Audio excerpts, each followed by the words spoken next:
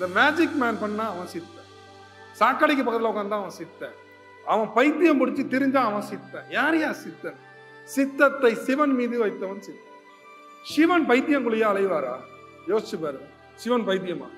சிவனை அடைய முயற்சி செய்து பிரம்மை பிடித்தால் அவன் பைத்தியம். சித்த பிரம்மைன்னு பேரு. அந்த காலத்துல பைத்தியத்துக்கு என்ன பேரு? சித்த பிரம்மைன்னு பேரு. சித்தம் கலங்கிடுச்சு அப்படின்னா பைத்தியம். ஆனா அந்த பைத்தியத்தை எல்லாம் இன்னைக்கு சித்தர்கள்னு நீங்க பூஜை பண்ணிக்கிறீங்க. சித்தர்களோட மத்த விஷயத்தை எடுத்துக்கிட்டீங்களோ இல்லையோ, உண்மையை உணருங்க. சித்தன் என்றால் சிவன். சித்த நிலையை அடைந்த எல்லாரும் சமம், எல்லாரும் ஒண்ணுதான். அதுபோல அகத்தியரும் ஒண்ணுதான், போகரும் ஒண்ணுதான், காலங்கிநாதரும் ஒண்ணுதான், திருமூலரும் ஒண்ணுதான், 18 சித்தர்களும் ஒண்ணுதான்.